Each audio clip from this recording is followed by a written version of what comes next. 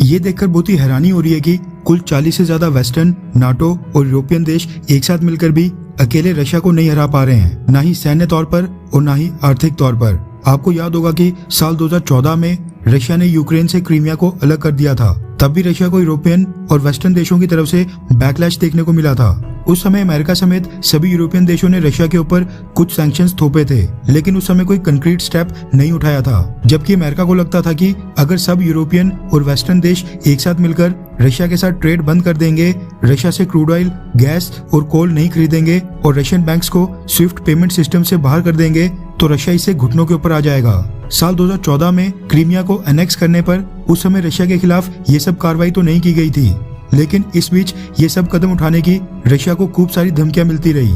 America और Britain Ukraine को NATO में शामिल होने का लालच देते रहे और यूक्रेन भी उनकी बातों में आकर नाटो ज्वाइन करने की जिद पर अड़ा रहा। रशिया के यूक्रेन के ऊपर हमला करने के बाद रशिया की अर्थव्यवस्था को बर्बाद करने की मंशा से रशिया के बैंक्स को स्विफ्ट पेमेंट सिस्टम से बाहर कर दिया गया, रशिया के साथ ट्रेड बंद कर दिया गया और कुछ देशों ने तो रशिया से क्रूड ऑयल, गैस और कोल परचेज करना भी बंद कर दिया। रशिया की करेंसी रूबल $1 के मुकाबले 139 रूबल्स तक नीचे गिर गई थी। सबको लगा था कि रशिया की अर्थव्यवस्था वेनेजुएला की तरह पूरी तरह से बर्बाद हो जाएगी, लेकिन रशिया ने इन सब बातों को झूठ साबित कर दिया है और आज रशिया की करेंसी ने इतने स्ट्रॉन्ग तरीके से कमबैक किया है कि उसने भारत की करेंसी इंडियन रुपीस को भी पीछे छोड़ दिया है। रेफरेंस के लिए आपकी स्क्रीन के ऊपर बिजनेस स्टैंडर्ड के आर्टिकल का स्क्रीनशॉट है, जिसके मुताबिक रशिया की करेंसी रूबल यूरोपियन यूनियन की करेंसी यूरो और US डॉलर के मुकाबले पिछले 2 सालों में सबसे ऊंचे स्तर के ऊपर आ गई है। रिपोर्ट्स के मुताबिक अमेरिका समेत 40 से ज्यादा वेस्टर्न देशों के सैंक्शंस के बावजूद रशिया की करेंसी ने पिछले 2 सालों में सबसे स्ट्रॉन्ग पोजीशन हासिल कर ली है।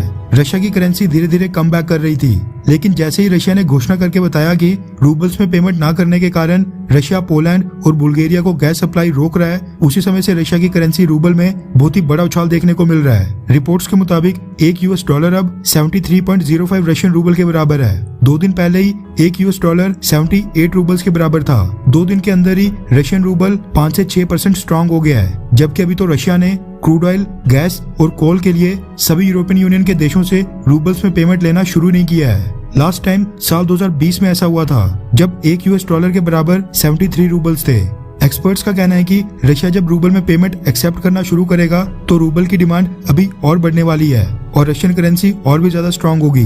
भारत की करेंसी रुपीस से तुलना करें तो एक US डॉलर आज की डेट में 76.6 इंडियन रुपीस के बराबर है, यानी रशियन रूबल जो कुछ दिन पहले तक भारतीय करेंसी से डबल होने वाला था, आज वही हमारी करेंसी से 4% स्ट्रॉन्ग हो गया है। अमेरिका और यूरोपियन यूनियन ने सोचा भी नहीं होगा कि रशियन रूबल इतनी जल्दी कम बैक करेगा।